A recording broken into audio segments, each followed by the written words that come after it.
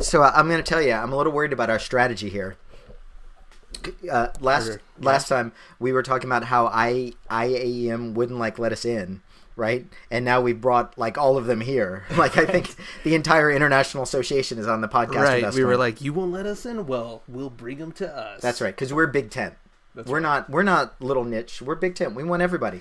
And it wasn't actually they wouldn't let us in. It was that we couldn't figure out how to get our agencies to pay for us. Yeah. No, they wouldn't let me in. I tried, and they were no. Tried. They were like, no. They locked the gates. Yeah.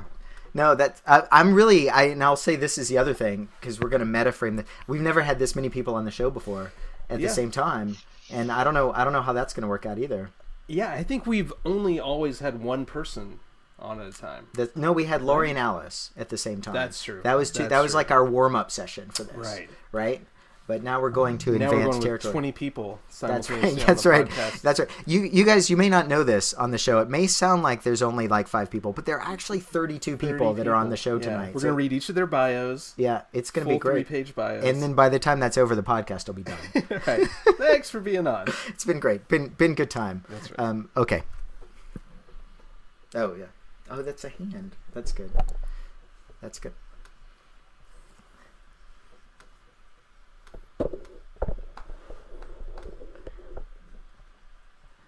So we're going to talk today about the IAEM conference. There's a lot of vowels in that. There are. It's a conference I've always wanted to go to. I've never been able to go.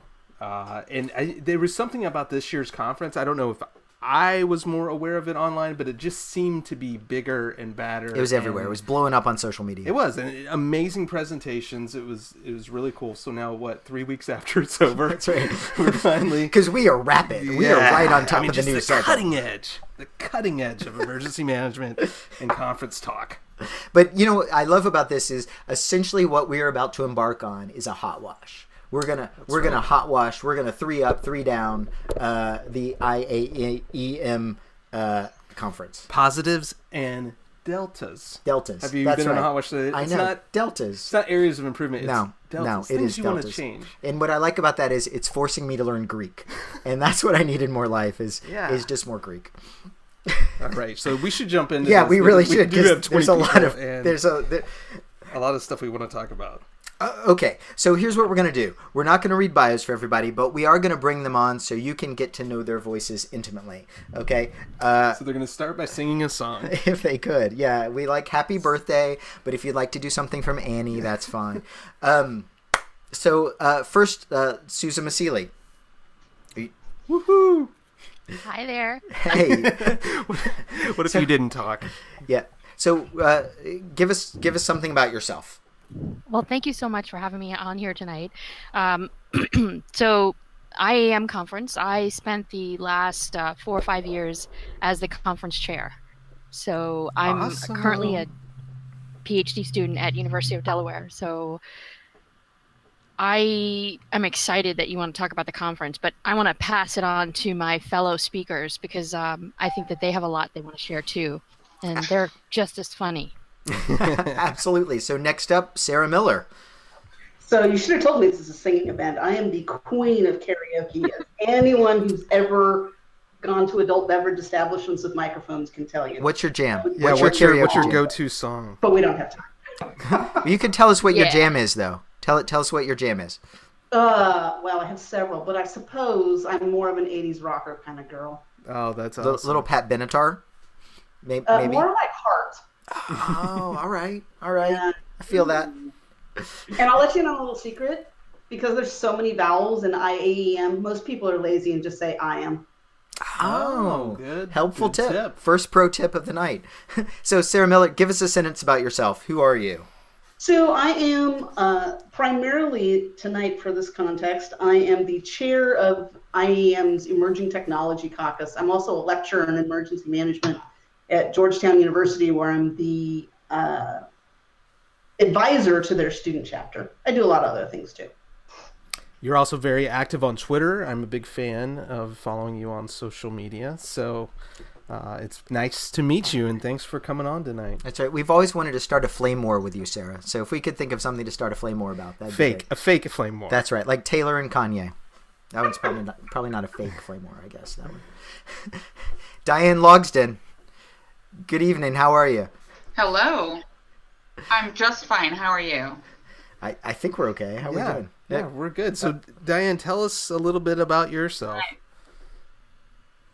Well, like Susamma, I've spent a few years, I'm thinking closer to a decade for me, on the conference committee, and served the past few years on the speaker selection committee or work group of the committee, which has been a really interesting thing. And just the little conversation we've had so far tonight, I've got a couple notes of things that I'd like to share from that. But at home, I'm a private entity person who came through voluntary organizations and government. So I've dabbled in all areas of emergency management, and my focus in my area in the business is on emergency management programs, but I'm always looking for ways that I can help to educate and being engaged with and teaching. So I've been with community colleges in my area, still with one of them. I'm active with Texas A&M's Nursing program, and also ICS instruction in some other areas in the state of Illinois and Indiana. So get myself out there a little bit. And as everybody knows, I have no fear of a microphone myself, Sarah. So all right. Diane is ready to throw down. Here. Oh, so what's your jam? Oh, no throwdown. No throwdown. It's all partnership. It's cheer each other on. My fave song to do every single time is Wonder, Natalie Merchant. But I'm also kind of a crooner. Sure. Give me a sad, sappy song that nobody wants to hear except me. That's right. I'm right there. Well, I see a duet in our future. Oh yeah. We're due some new theme music, so maybe we could rope like some emergency managers into recording our theme That's song. right. What we need is some sad =80s country with the lyrics rewritten to be about ICS. That's really what we're looking for. Andy McGuire. Good evening. How you doing, sir? Hello. Can you hear me okay? Yes, great. Very good. I'm doing great. How are you guys doing? We're still good. Yep, Still good? Absolutely. We're good. So, Andy, tell us a little bit about yourself, where you live, and what you do in emergency management. So I'm located up in the bitter cold states of New England. I'm in the northwest corner of Connecticut. Kind of lived my entire adult life in New England. My background's in emergency management and healthcare. And I started as an ambulance driver many years ago, although my colleagues don't kind of cringe upon being called that. So we don't refer to ourselves as ambulance drivers anymore. But I'm a paramedic by background, and I've worked in the hospital-based system for many years, and then got into emergency management in the hospital, which they didn't have a clue what that was when I got into it. But nonetheless, I was a manager of emergency medical services, so I had emergency manager in my title, so I must know how to do emergency management. So that's how I got into emergency management. That's how it works for all of us. You just you get the title, and suddenly you've got the knowledge. Got the words in your title, so they just mixed it around a little bit and said you must know how to do this. So kind of schooled myself a little bit. Back in 2003, I got onto my Google search engine and went like, I don't have a clue what emergency management is. So quickly typed that into my search engine, and next thing you know, the number one hit was IAEM. Clicked on it, and they said, and they had a conference coming up. So I went to the conference in Orlando, Florida in 2003, and I drank the Kool-Aid, and I've been there ever since. I started the Healthcare Caucus for Emergency Managers for Healthcare in 2008 with a colleague of mine. We have over 300, close to 400 members of the caucus now, and it just took on the role of president for the New England region for Region 1 this past conference. So lots of things going on. Wow. So pro tip, it turns out that when Craig Fugate became head of FEMA, the first thing he did was Google emergency management. He was like, what do I do? How do I handle this? And it served him well also. So it's a good pathway. Thank goodness Craig didn't do that, but I'm pretty sure, no joke, some former FEMA administrators probably did do that. Naming no names. Names. I think that's true. I think that's just true. Jumping into the controversy. All right, well, let's talk about Susamma. If you could tell us a little bit about, we have emergency managers listen to this. We also have non-emergency managers. Tell us a little bit about IAEM. IAEM, what it does, what it stands for, and what kind of the overall purpose of the conference is. Absolutely. So I actually call it IAEM every single time. I never call it IAM because I am I am. Therefore, I am. Right. What I like about IAM is that it is a professional association for all folks who are affiliated with emergency management in any way. It started out traditionally for the local emergency manager located in a jurisdiction, but now it's expanded to include anyone. So you will find IAM members all around the world. And if you want to think of it as really a global network, I think that's a great way to do that. And the annual conference is the major event for the association. And this year's theme was navigating a journey with the whole community. We'll talk about the title later. It's not a particular... I like it. Hey, it's a sailboat theme. Yeah. If it's a global network, could we think of it like a global spy network, like the Impossible Mission Force, or that thing James Bond works for? Is that okay? I wouldn't necessarily go MI6. Okay, but right. I would fair think point. If you need something, you can pick up the phone and call somebody, right? That's what I would do. There you go. So you bring up an interesting point, because emergency management as a discipline is kind of hard to nail down, because it's everything from first responders to planners to logistics to safety and so are you saying all of these people or groups are represented at the conference? Yeah. Wow. When I was in graduate school doing my master's, I remember my professor who, because I did my master's in New York City, David Longshore. He said to me, Susamma, there's a place for everyone in emergency management because it requires all skill sets. So not everybody can do everything, but everything is needed in emergency management. That's great. Because if you think about, you may focus on physical infrastructure, whereas I specialize in disaster human services because I work for the voluntary agencies. I work for people with people who work on physical infrastructure. We all work on doing things for people. It just that means we wear different titles and we do different jobs, but ultimately we're still within that periphery of emergency management.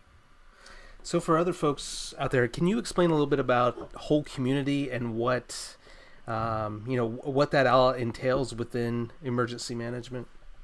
Absolutely. Now, if you want me to quote the official definition of whole community, I have to refer to Diane, because all these years that I was on the committee, Diane was the one who actually quoted everything. But if you want to think about the whole community, this is what I'm going to tell you to do.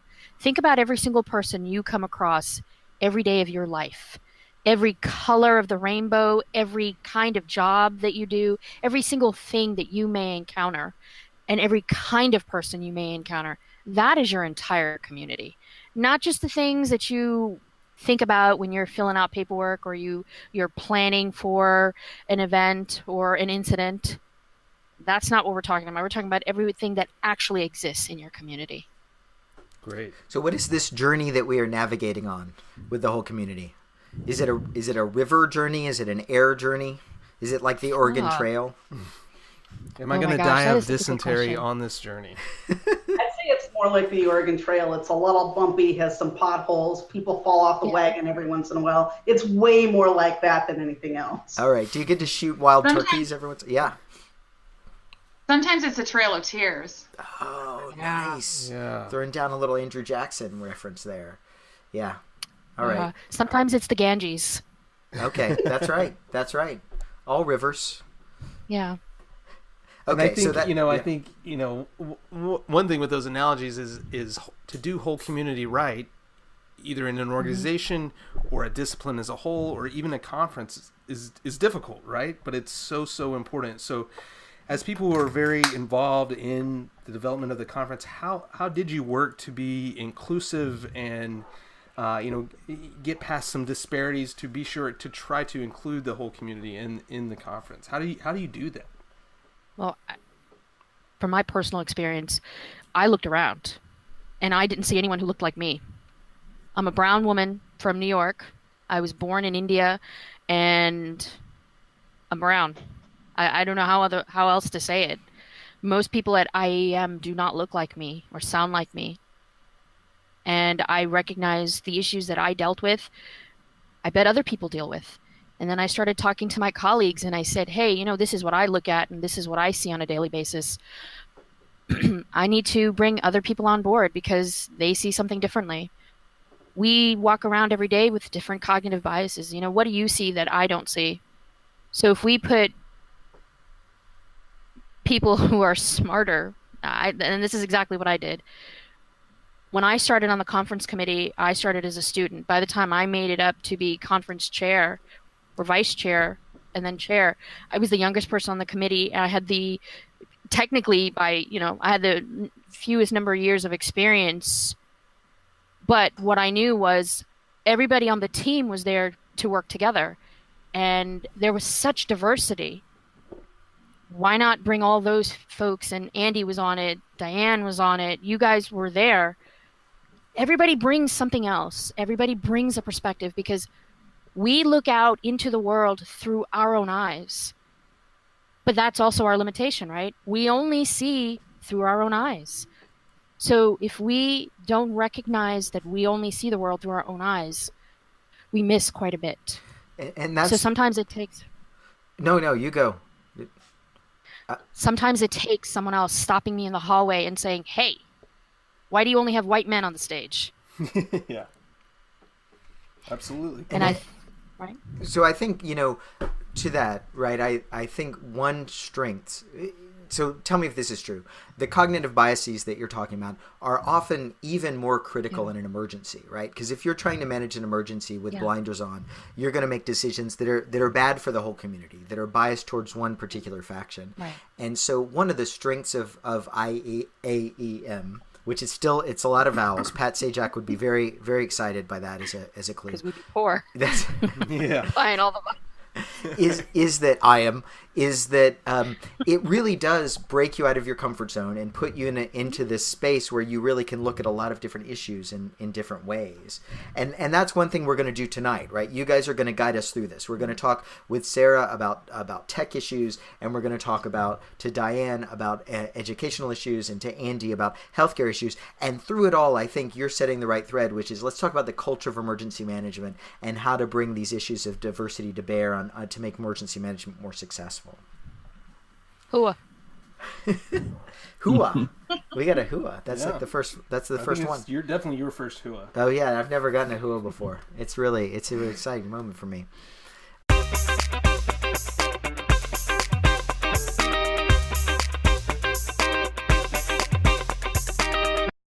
So Sarah, technology, big fan again of your Twitter feed. And what kind of technology did you see at IAEM? What impressed you? What left a mark on you? So the interesting thing is, as the chair of the Emerging Tech Caucus, we run the Crisis Technology Center. That's what our caucus does. I never left the booth. I never got to see any of the other technology that was there.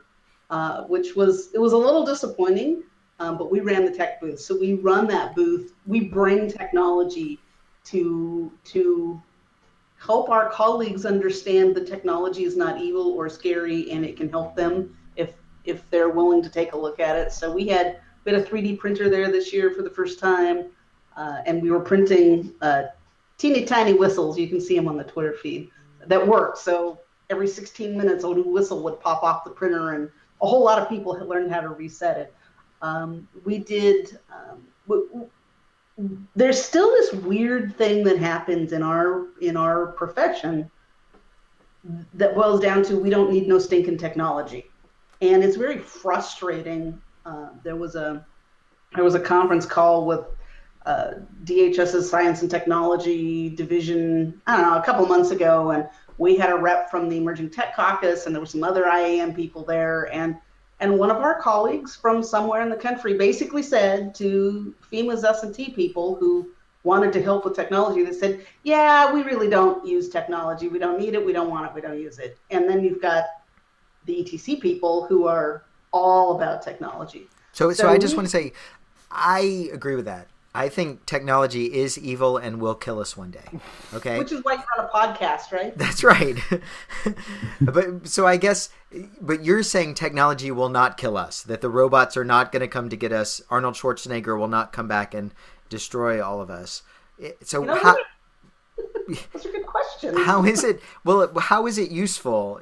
How? What are the ways that technology is pushing emergency management forward? There's a ton of stuff. So we've got drones now that we can use.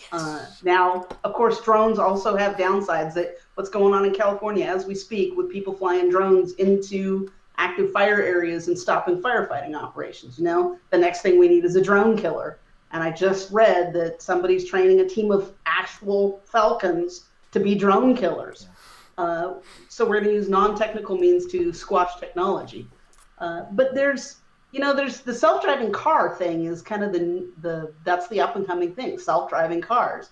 We have some really cool ideas for how we could use those to do evacuations and how we can even message like Uber or Lyft or rideshare drivers with road closures so that they can help with evacuations from populated areas. Obviously, cell phones make the world go round at this point. Everybody has one. And they let us do our jobs better. We have some really cool tools in the Emerging Tech Caucus. And just to get our jobs done, we use things like Slack to do real-time communications at all hours of the day and night within our working groups.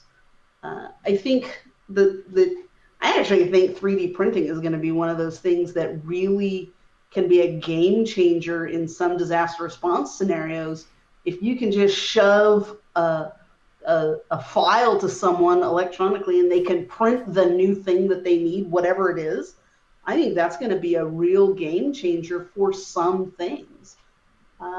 Yeah, I think that's a great point. And even, emergency management as a discipline seems to sometimes, it's not even new cutting edge technology, but I think of like video conferencing and teleconferencing. It's been around a long time, but agencies are slow to embrace it. We're no longer where we need to deploy 15 people to the scene of a response. You can deploy one person with a smartphone that is sending a live feedback, to the command center, sending real-time information. It's even sometimes technology that's been around a while that agencies, are not quick to grasp. Well, and that's the thing we say about the Emerging Tech Caucus is we're the Emerging Tech Caucus, which means for some of our colleagues, that means how to go from a flip phone to a smartphone. For some of our colleagues, it means how are we going to use virtual reality to make our training programs better, to immerse ourselves in things and learn better. So we really run the gamut in what we do. And there is cool stuff. We've got some cool partners. We saw some really cool artificial intelligence stuff that's going to be really useful, I think, for even doing mitigation, for doing the technology is there to be able to say, I live in earthquake country, so this is near and dear to me. But to input all of the buildings when they were built, all their building permits, what building codes were when they were built, overlay that with earthquake hazard areas, and be able to know where and what kind of damage happens without ever going to look at it. Like you'll be able to take that artificial intelligence algorithm and say, oh, a 6.5 earthquake happened epicentered here. And the AI will be able to tell you what damage you can expect based on building structures, time of day, populations, time of year, and help you direct resources rapidly without ever having to go do a full damage assessment. And that technology is there, and we watched it. The issue we have, of course, is we have bad data. We have a lot of data still on paper. That's all got to get in there. But this game-changing stuff for us to do planning, we don't have to take samples anymore. We can look at an entire set of data or people and make decisions based on that and not have to guess. Let me ask you this then. When that AI turns on us, as I know it will, Will a falcon be able to kill it too, like the drones? Yeah. How? Maybe. One of the best descriptions of AI programming I heard in a different venue was AI is great until the moment it just says F you and does what it wants. Other programming, you can go in and you can debug the programming and go, oh, look, line 4032 has an error in it. And when it's AI, it's not that simple. You just start over and you have no idea why it made the decision it made. Yeah, I think I'm on the side of the falcon. Yeah, the side of the falcon. Give me a good old falcon. That's our new novel. It's going to be great. So let me just ask about the self-driving cars, because I think this use in an emergency is actually something I hadn't thought about. So what's the profile? How do you use self-driving cars in an earthquake, let's say? Well, so earthquakes are a bad example because okay, never mind, not an earthquake. Cause infrastructure damage, and self-driving cars may possibly be too stupid to realize that the overpass is gone and just drive off the edge. I mean, those are the kinds of bugs they're working out. One of the funniest examples I saw of self-driving cars, they're programmed not to cross white lines. So someone took a bag of salt and made a circle around a car, and the car couldn't move anymore because it had no direction to go. But for emergency scenarios, if you can control traffic a lot better, you can move things much more smoothly with self-driving cars, because once they're perfected, they're much less likely to run into each other. They can position off of each other to keep traffic flowing at a smooth rate. They can theoretically be tied into traffic signals and traffic signal programming, so they can anticipate when they're going to stop, when they're going to go. You can make that process smoother, because when you watch an evacuation, a couple of things happen. Somebody's beater, the wheels fall off and stops traffic, or somebody crashes into each other and stops traffic. And self-driving cars have the ability to stop that. That's awesome. We're a long way from it, but it's there. So that's great. I mean, that is a real new capability, especially because then you don't have to send a human driver back into harm's way, I guess, over and over again.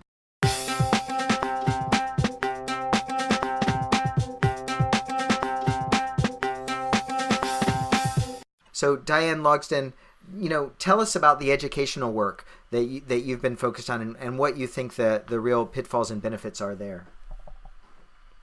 Well, first I want to go back to something that Susamma said about whole community, because I've been saying for years, I've got a few things. I'm kind of I don't know what I am, a savant. And you can quote from the plan. That's what I learned. But I keep, over and over and over again, I get on this concept and this thread. And one of the things with whole community that I've been saying for years is that it's not about whole community. It's that emergency management is everything, and everything is emergency management. If we truly take a real preparedness stance and we say that the key component to all of this is to improve our preparedness throughout the entire concept of everyone that's engaged and involved and impacted, then it's automatically going to be about whole community. It's automatically going to be our entire impact area. And for those people who aren't impacted, the people who are then going to stand up to help the area that's impacted. That brings us a huge challenge at the conference, because, and we're going to hear about this with the health side in a minute, but because everyone wants their story told at the conference. Yeah. And so we're getting so many hundreds of really good quality presentations that are sent to us every year, and there just isn't space in the overall agenda to have all of those presenters speak. And as we're seeing in the world of academia right now, all of the research and all of the things that are coming out of these new programs, like the PhD that Susamma is in, all of these folks are looking for a platform where they can share their information, which is fabulous, but we have to keep everybody happy in what we're doing, and that's an impossible task. There's no way to keep everyone happy. We've got, even in the committee, we've got people who are like, we should not have our keynote presenters who are giving us a sales pitch, go get them kind of a presentation. We should have practitioners who are dealing with the work that we do. And then on the other side, we've got people saying, yeah, but I'm not from that old school. I'm here to learn this and that. I need to understand how I can fire up my community and the more esoteric concepts that go along with the job that I'm doing. And I need to be in touch with not only the things that are occurring right now, but I need to understand what our history is and where we come from. And so those are concerns and challenges that we have to balance in the speaker selection committee. And it's really very complicated for us, but we do the best we can. We don't ever make everyone happy. I was talking to a colleague today on the way to a client community meeting, and I said, it's not my job to make them happy. It's my job to meet their expectations. So at the client committee or at the conference committee, we have to do the same thing. We aren't here to make everyone happy because we just can't do that. What we're here to do is to meet their expectations for the quality of education that they can get by coming to the conference and the high level of professional speakers that we bring to them. So it's a challenge, but I think we do a really good job at meeting that challenge. And there are times where we, have someone come in and we think, oh, yikes, how did that get into our sessions? But sometimes 2020, that hindsight is always 2020, and you can't see anything until it's actually happened to stave it off. So we're doing what we can. So you mentioned you've been involved with the conference for a long time, and I'm just curious, how has the conference evolved since you've been involved? I think you said 10 years. And I'm curious what the conference looked like 10 years ago, and what's the big change you've seen in that time? I think the biggest thing that I've noticed, and it doesn't deal with our education at all, the biggest thing that I've noticed is that it's less of a good old boys club and more inclusive of, and Susamma said inclusive as well, but it really is. When I started, it was very hard to get involved with people. It wasn't the kind of conference where I felt like if I sat down with people I didn't know at lunch, I was going to be able to have a conversation with them. Now we've got an ambassador program where people are literally seeking out new or newer attendees and new members to say to them, hey, you're welcome here to be with us. One of the things that we have speaker liaisons for every session at the conference, and one of the things that I tell my colleagues is, if you are introducing a presenter that you personally know, don't go in there and make it look like they got in through the buddy system because they know people on the conference committee. So don't go in and introduce them and say, oh my gosh, I've worked with this person for 25 years and I just love them to death and I'm so happy that we got them here at the conference, because that makes it sound like it was a favor or a quid pro quo or something like that. Go in there and introduce them professionally and say, they're from my area, I know them, but I'm happy because we've got this great professional who's here to give us this information. Don't make it about your friendship as much as it is about how qualified they are to be there, because people were perceiving that some folks were getting in and speaking at the conference because they knew people. And that's the entire time I've been involved. The speaker selection group has always looked for the best, the brightest, the newest information, things that really enhanced our overall profession. So I think, one key factor about IAM, which I'm just going to go with. I'm going to go with IAM instead of all the letters, I think. But is this question of education, right? You go there to get an education. And I know there's this split between education of practitioners. Now there's sort of this academic field in emergency management. There are people like my hero Corntelli, who do the studying of it. But I still kind of feel that there are no really good higher education programs in emergency management. I hope someone will prove me wrong really soon. So what do you think IAM has been doing to sort of address both this new sort of research cadre as well as the practitioners? Well, I'll offer that my personal opinion as well is that I haven't seen all that much that's given us really, really high hopes for academics. There are, in everything though, there are people who excel regardless of what the program is that they're given, and there are programs that excel regardless of the overarching organization they're a part of. And so I think even with being such a new field of learning, I think there are still some really positive things coming out of it. But I agree, I've seen some programs where I've actually referred to them as the Phoenix of emergency management, because all you're doing is paying to be handed a piece of paper that says that you've got a degree of some kind that supposedly is going to inform you to be able to go out and do a job that you're really not qualified to do. And I'm in the state of Illinois, I've had some students come to me from programs to intern with me who literally had no idea what our mutual aid systems were in the state of Illinois for our responders. How do you get a 4-year degree in a program and not know what response is doing if you're going to be managing and coordinating with those folks? It's horrifying to me. But I think overall at the conference, the more we add things like making a competitive and a non-competitive section for the poster presentation, which was new this year. So people who are serious about their academics and who need that or are looking for local certifications, a lot of the states have certification programs, and you have to do certain elements in order to get the recognition of having achieved something. I think the more we see those kinds of additions to the conference, and the more people understand that's an area where they can compete with their fellow emergency managers, the greater that entire program is going to be, and the more it's going to enhance education and learning overall,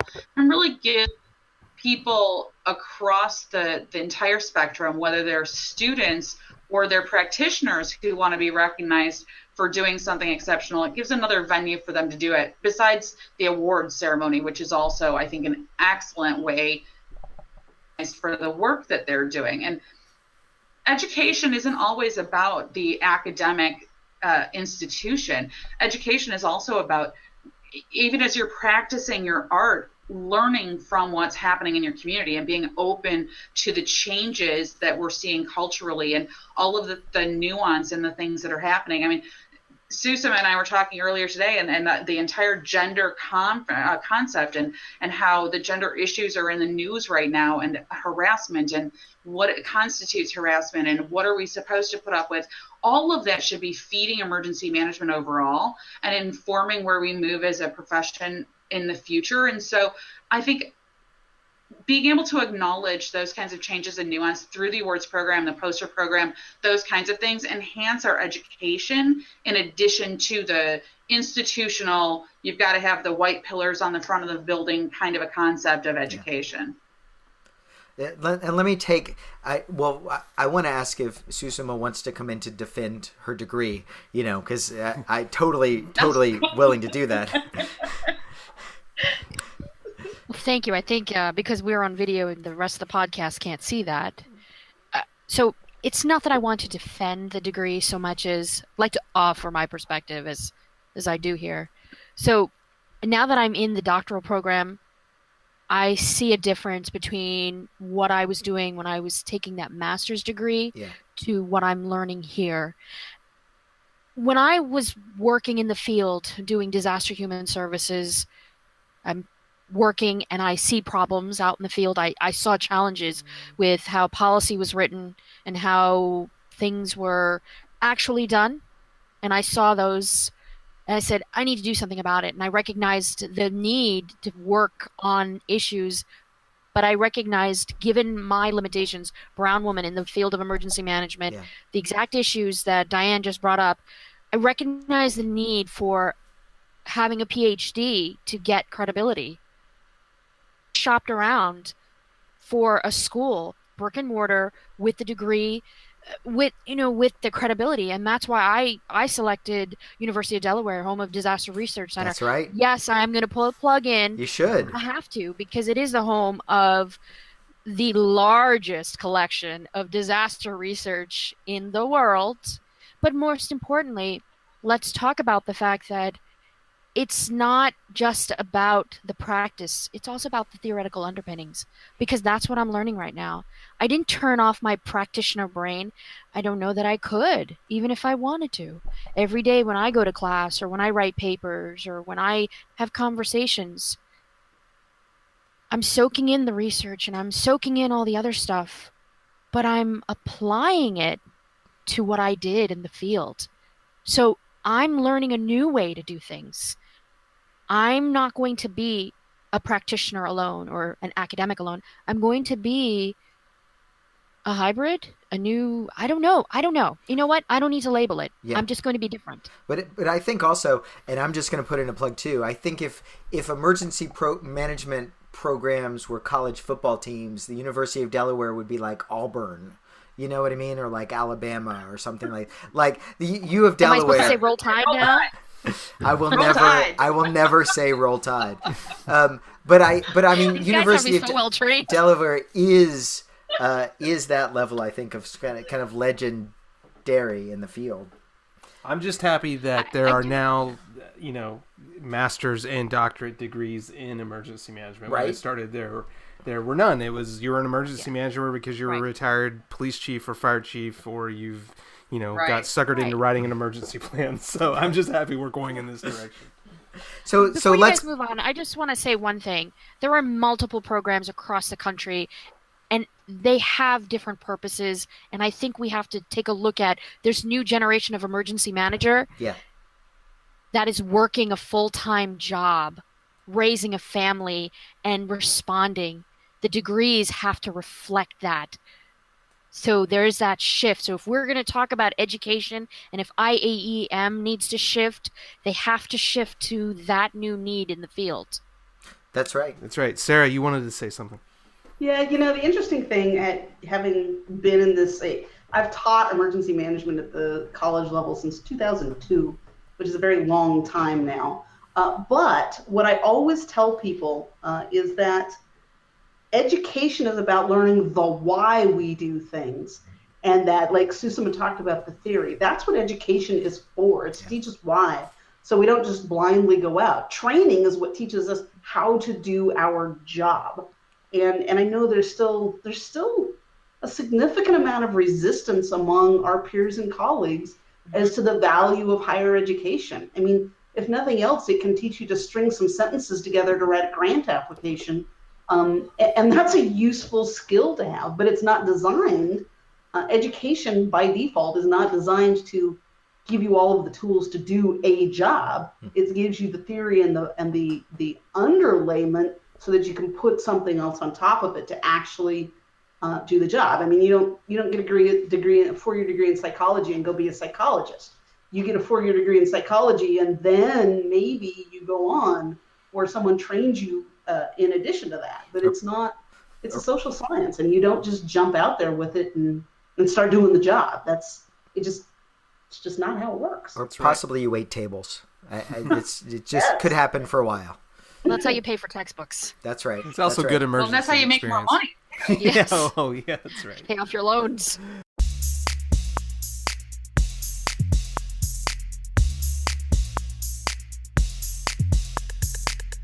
So we want to look at healthcare issues now too. So Andy McGuire, you've been waiting there for a little while. What are you guys doing to push healthcare emergency management forward? And we're out of time. Alrighty then. So in summary, but some comments to some of the things some of the other folks have said in reference to IAM and how we've come along and changed in the last 10 years. And like Diane and Susamma, I've been involved in the committee for, I've lost count the number of years. I don't know, 5, 6, 7 or so, something like that. But when we started the healthcare caucus back in 2008, I think we were one of the first caucuses to actually start. It was when the actual association decided, what were we going to be? Were we going to be a committee? Were we going to be an ad hoc something? And they came up with this, let's call it a caucus.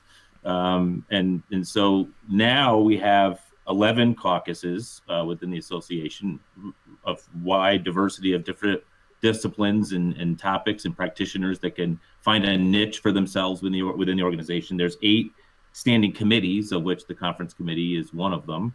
And there's 5 ad hoc committees, which are, an ad hoc committee is something that's new. Somebody wants to try a new kind of a topic or something new. You get like a year to try something, put a group of folks together and become an ad hoc committee to see if that will take off. And I also like to touch on something that Sarah was just talking about with the education, and Diane about, or actually everyone was talking about, the education versus the experience. As a Region 1 president, we have a formal student chapter in our region at Massachusetts Maritime Academy. I'll give them a little plug there, MMA. All right. And we work closely with them. We do some outreach work with them. We try to connect them with some internships. And I try to connect with some of the students, whether it's at our Region 1 conference or the annual conference.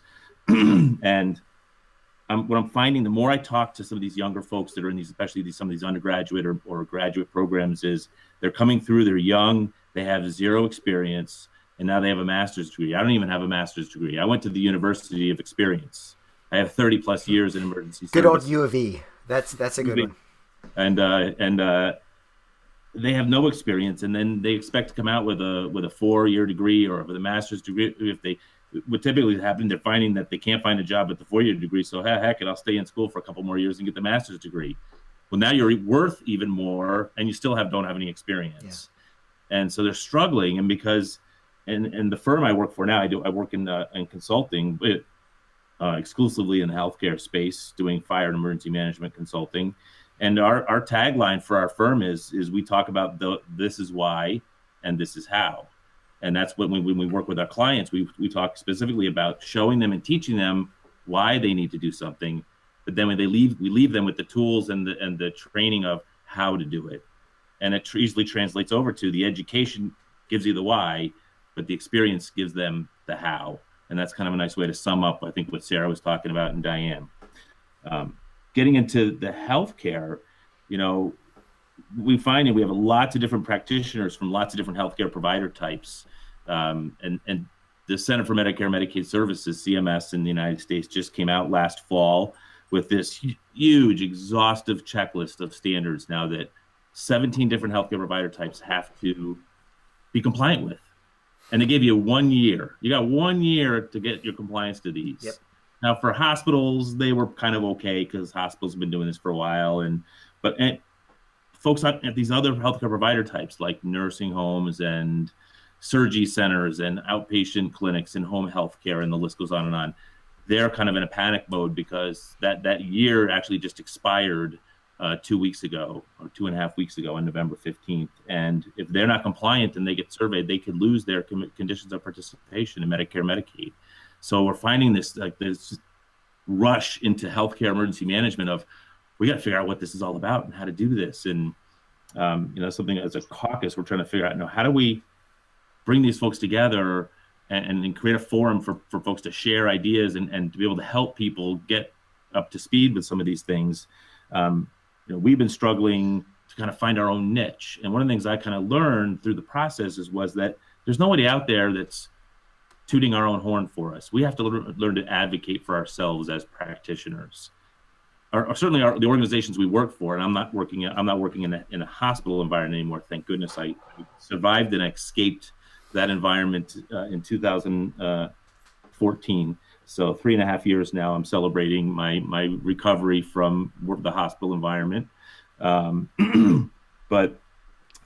the folks that, we have to learn how to advocate for ourselves better. And one of the things that I am proud of was that we were able to start this caucus and that it's continuing to grow. And we finally were able to get a pre-conference symposium off the ground. We've been talking about it for many years. And it just kind of dawned on me last year when we were in Savannah at the annual conference in Savannah that, we looked at universities and colleges caucus, and they this year have done their 10th annual pre-conference symposium. It's like, how do they do it? And it kind of dawned on me. I kind of pulled some of them aside and I said, how do you do it? And they said, we just do it. Nobody's doing it for us. This is a good definition for emergency management. You just lash yourself to the tree. You gotta just get in there and roll your sleeves up and get dirty. And so we did that, and we got a team of folks together and we pulled it off. And it was a huge success. We didn't have 150 people there. We had 25 people there, but we had great speakers, a solid day. We had great feedback.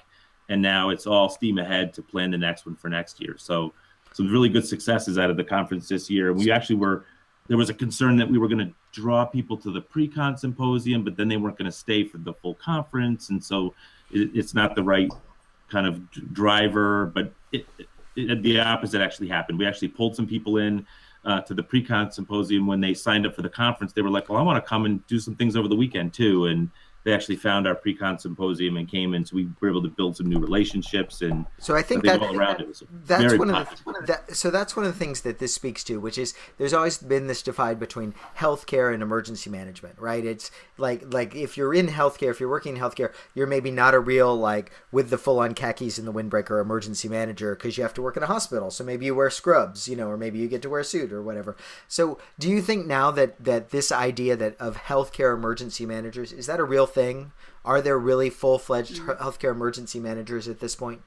Absolutely. And what's happening is a couple different things. In what I see now with clients of ours is that there's a full-time emergency manager working for a health system. Where when I was a healthcare emergency manager, I was one guy in a hospital and I wore a couple different hats. So I was in charge of EMS, the paramedics, and quality assurance and project management. Yeah. Oh, and I did emergency preparedness for the hospital. Now I'm seeing these hospitals that are growing and forming or joining health systems because they can't survive financially as a standalone or by themselves. So you have a health network that has 2, 3, 4, 5 hospitals, and then they hire one emergency manager that oversees the program for the whole network. And so they are truly somebody that is there full time, but that's their focus 100%. A lot of them that are successful have a background in public safety of some kind, right, or do something volunteer on the side. But more and more they're coming through with graduating and having undergraduate degrees that are specific to the field. Where my undergraduate degree is a science degree. It's again, most of what I learned in emergency management is by experience and through IAEM. Yeah.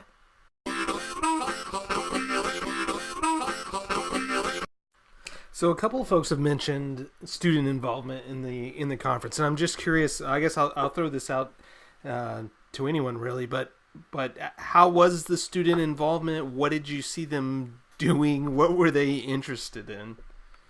Were they mostly playing Pokemon Go and tweeting? Is that still a thing? Yeah. I think for the first time ever, the Student Association had their own pre-conference gathering on Sunday. They called it Embark, and emergency management something. I don't remember what, but they organized a day-long event that involved some panel speakers and a lot of networking.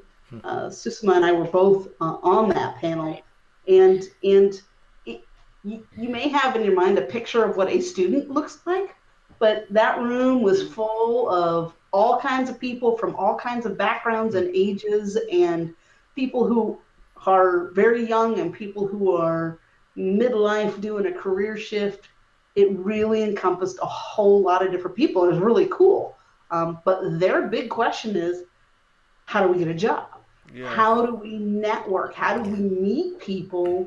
And so we talked about that a little bit, about how they can leverage the conference to meet people and to find jobs. There's in the EMEX, which is the vendor area, there's usually vendors who are hiring, usually consulting companies, but they'll have signs up that say we're hiring so that students can go talk to them.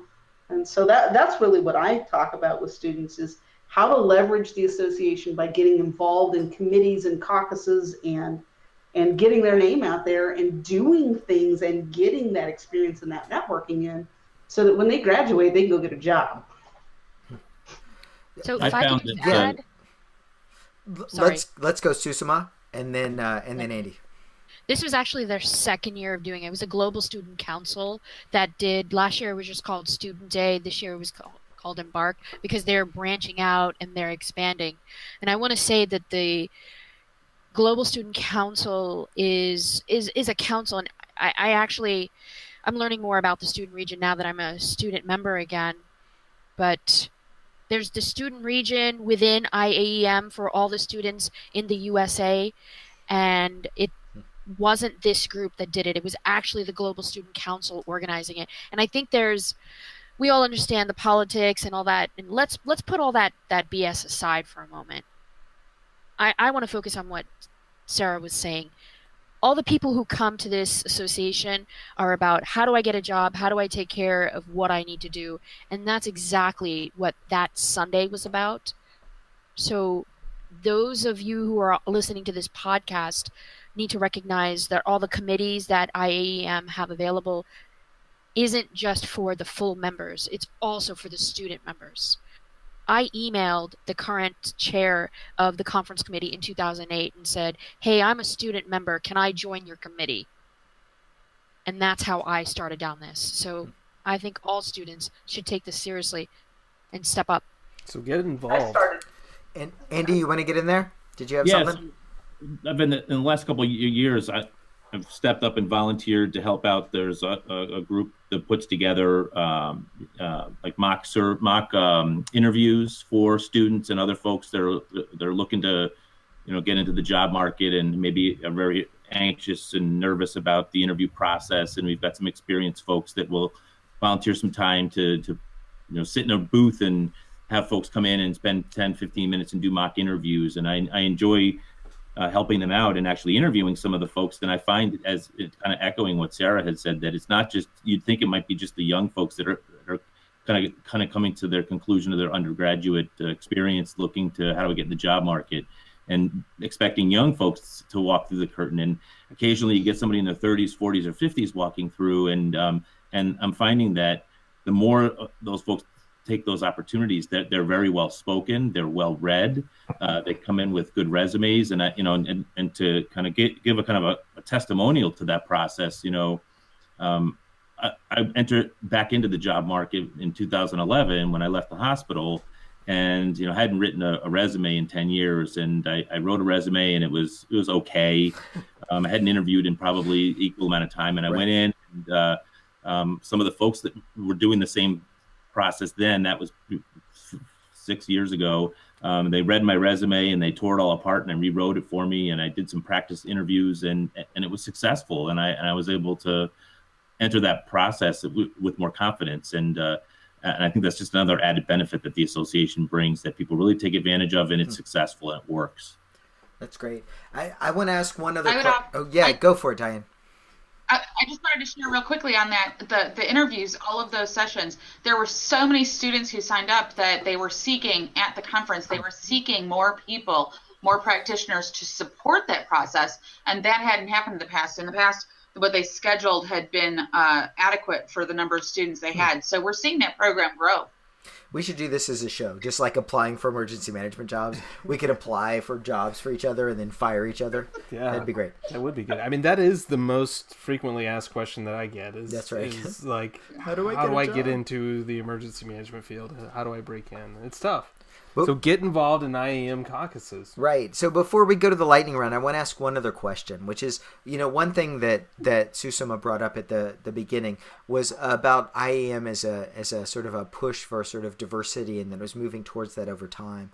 Something that's been in the news a lot is this question of sexual harassment, right? Time magazine named the person of the year sort of the women that have kind of stepped up and spoken out about this issue. Is that something that emergency management needs to take a look at too? Is that something that we need to look at our own internal culture about, as well as this reckoning is going on nationally? Yes. Short answer. Okay. Yes. Well, that was got that one done. Good. Now let's move on. On two levels. I think it's a color issue and a gender issue. It's without being completely confrontational. Obviously, when people say to me, "Are you sure you're not taking it personally? Are you sure you didn't misinterpret what they said?" Which is what I get most often. I don't know how to respond other than, I don't know how not to take it personally. So what I'd like to offer is this. Did you all notice that it took a bunch of white women coming out and saying, "Hey, I was harassed by this man," for people to start listening? But that Me Too campaign that was actually started by black women years ago. So I'm going to say, at this point, I'm grateful that it has broken this out. We're speaking about it. So thank goodness that we're speaking about it. Because Sarah and I have had conversations. I'm sorry to shout you out like this, but hey, we're going to do it. We've been talking about this for a few years. And so if they're going to talk about it outside, then let's talk about it inside too. Yeah, and I think we see it. We do see it in our profession. We see it at the conference. It's interesting because we've had some discussions, just various random people, about the fact that we have a code of ethics for IAM that very clearly calls out how we treat each other. And it's not always followed, and there's no recourse. There's no mechanism by which we go, "Hey, that right there, that's not okay. And here's how it gets reported." There's been hesitation. I think that's a good way to put it. there's been a lack of understanding among leadership about the fact that we need a mechanism for reporting bad behavior. I go to a lot of tech conferences, which, as you probably are aware, are hotbeds of just bad behavior. Right. And yet most of them at this point have a process in place that says, okay, if there's bad behavior, here's how and where you report that. And that subject's been broached with IAEM and has gotten no traction. Now, there's a vocal group of us now that I don't know that we're pushing for it necessarily, but we're certainly being vocal about the fact that bad behavior happens in our ranks, and there should be some mechanism by which we call it out in a safe way, non-retaliatory way, and deal with it. And we're not there yet as an organization, and we're not really there yet as a profession. I think we should start a whisper campaign. All right, maybe a little louder than a whisper campaign at this point. Maybe a little more volume is necessary. It seems like. Yeah, I guess the thing I wanted to add to that is I've noticed, emergency management is unique because you also have deployments and you have incident commanders. So you also have these power dynamics in those things, which I think are pretty, if you're leading a field team, this is true in the military too, there is this collection of power there, and it's something you have to watch closely for issues like this, I think. So when I deployed in 98 to my very first national disaster, when I deployed in 98, the very first time I went out, I was told by superiors when I went out that there are a lot of people who use this as an opportunity to date people other than their spouse. Wow. And that frames it. I was told that by male supervisors. That frames it for me in that they were telling me this is not an acceptable practice. Don't get yourself into this. But what was actually happening, what I was seeing happening when I went out to the disaster scene, what I was seeing was that someone who was in a higher position in an organization was maybe just a little bit of a come on, just a little bit of a flirtation with somebody who was below them in the structure. And I think the piece of this that a lot of people don't understand is that a slight power is not a slight power when it comes to this. A slight power is massive when the person who is subordinate doesn't know whether there's something else they can do. I will, and I've been abused, and I don't put up with it, and I'm very vocal, and I've been toe-to-toe, nose-to-nose with men who've been jerks in the workplace and not in the workplace, and said this is completely unacceptable to them loudly in front of the biggest group I could possibly find, because I'm not going to put up with it. But that's because of my personality, and most women do not have thank God. Most women do not have my personality, though, and they're not going to go to that same length if they see something or if something's being done to them. So it's a massive challenge for us. It happens all the time, everywhere, and it's not just emergency management, but as emergency managers, as people who are trying to care for our community, I think it's beholden to us to be able to be a proponent, a supporter, a speaker against any of these types of abuses. Yeah, and it's so important that we put in structural protections, I think, for that in light of this conversation. I think that's really, really helpful. Thank you. Maybe we have another episode at some point where we can really kind of dive into this and good hear idea. your stories and do what we can within our industry to really to advocate for this and push ourselves forward. So it's a tough segue, but I think we're going to go to the lightning round. This is the worst segue. We'll cover it up with music or something just to make that easier. So the lightning round. We're about out of time, but we do want to go through our lightning round. And I think the way we'll do this is we'll ask each of you one question until we get through all 10 questions. So are you ready? Is everybody ready? Who are we going to start with? Let's start with Andy. Okay. Okay, Andy, what is your favorite hazard? My favorite hazard... hurricanes. All right. Oh, all right. Classic good, answer. Solid. Yeah, good. Living in the Northeast, like just like Jack Daniels or Johnny Walker. Solid Love classic Jack answer. Daniels too. It's as good, But hurricanes. They're coming. You got a little bit of time to get your what together. That's right. But even still, There's always somebody that's in harm's way that wasn't able to protect themselves. We usually always get presidential declarations, and then money flows, and we can get stuff done. That's why true. You can make your career on the hurricane. We like the prep time and the money, basically. That's what we're. It's really the best case scenario for disaster: prep time and a lot of money. All right, Diane, you're up next. So, what hazard makes you the most nervous? Actually, it sounds weird, but ice storms. Because in Northern Illinois, we don't get ice storms very often. And when you take out all of our mutual aid and you take out the infrastructure and the damage and the fact that we have to then figure out how to survive with extreme weather and no services, that one worries me. Yeah, that's it. That and the Yellowstone volcano. Dude, Oh my I'm gosh. so terrified of the Yellowstone volcano, man. Combine that with an ice storm, like super ice that survives in a volcano. Yeah. That's crazy. I got to get to Yellowstone before the volcano. Yeah, you But, should. You got like 2 weeks now. Okay, Sarah, what's the first disaster that you remember? Not necessarily that you worked, but what's the first one you remember? Okay, so I'm going to give you an interesting piece of personal trivia with this too. So on my back, I have a tattoo of every disaster I've worked or lived through. And the very first one was the Mount St. Helens volcano. Oh, nice. Wow. Where did you live there? I did. I do. I'm a West Coaster. Yep, I watched it. Can I just tell you, I went to Mount St. Helens and I stole some pumice. I stole it. You're not supposed to. It's illegal. The federal agents could come and get me right now, but I stole some from the volcano. There you go. It'll make more. It's okay. Okay. Susamma, you're up next. What is the first disaster that you worked on? Hurricane Gustav and Ike. Oh, that was a 1-2 punch right there. I remember those. Yep. Where were you? I deployed to Louisiana for Catholic Charities. It's my first official deployment. As I was doing my master's, I knew diddly squat.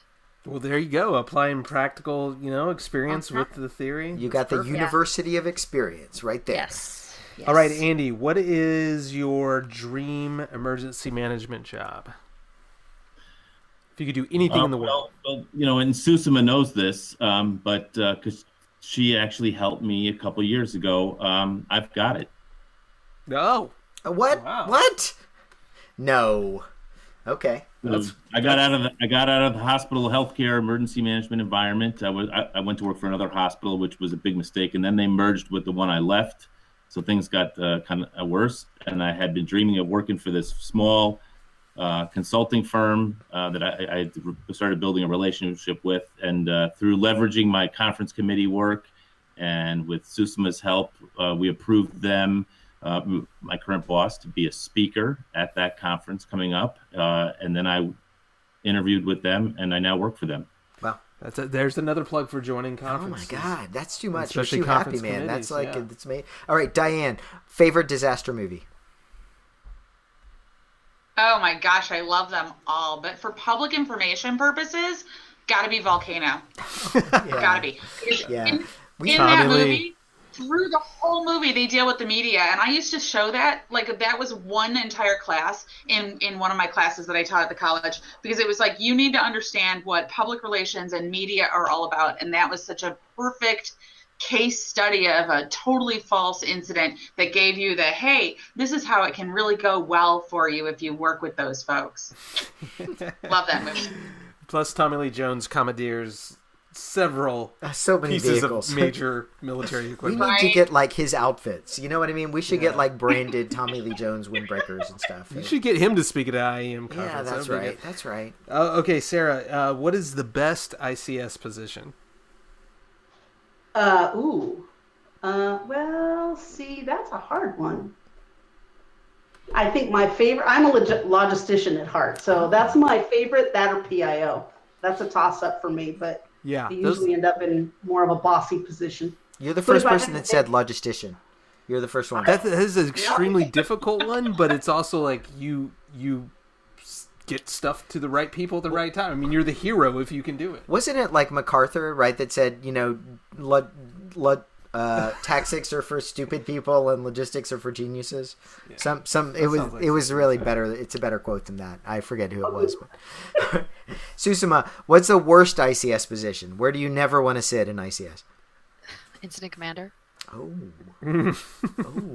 That is a tough one. Yeah, that's probably true. Okay, we'll ask this last one to everyone. So what's the favorite item that's in your go bag? Andy, we'll start with you. Favorite item in my go bag. I mean, I have a lot of items in my go bag. My favorite one is probably Reese's peanut butter cups. Do they melt? Are they like a permanent part of your go bag? Well, yeah, they melt, but then they cool off and they recongeal into a different shape. They're always good to go, though. All right, so they melt and then they become a whole new You're thing. gonna have to add that. Yeah, no, this is great. Chocolate. Yeah, I want one of those right now. they never last very long. Who else? Diane, what do you got in your go bag? What's your favorite? I'm a total geek, and I can't stand when my chocolate gets that like light brown color that it gets when it melts. So I've got to say my Midland HH50 NOAA weather radio, Oh, pocket size. Dude, Yep. with the model number, Pocket that's size. impressive. It's go.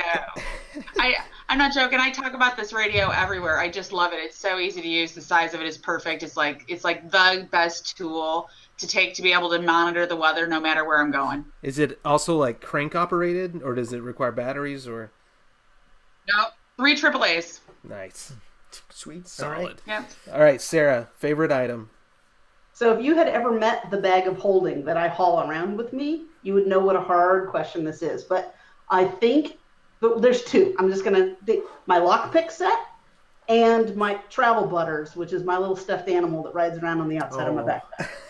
See, that's nice. That's good. I actually A got lockpick. Oh my gosh, That's a I think good we one. might have to have another whole episode just on that. just on lockpicks. On the lockpick, What on what why- doors have you broken into, Yeah, so many Sarah, that you questions. would like to talk about? Yeah. So the part of this that you're going to edit out would be the answer to that question. Oh, I actually got my wife a go kit that she cannot lift, and so she's decided that in an emergency, when I deploy somewhere, she's going to have to find another guy to come and lift her go bag for her. So that's the point that our relationship will hit some problems. Susamma, what's your favorite? I have a little pouch of all these little things and lotions and the cash. Because when everyone else runs out of that stuff, I will still have it. That's right. Because I need that stuff no matter what is happening in the world. That's great. Is it paper money or have you gone gold standard? It is cash, cold hard cash. Okay, 50s. right on. Gold bars. 50s, because nobody takes hundreds anymore because of the counterfeiting.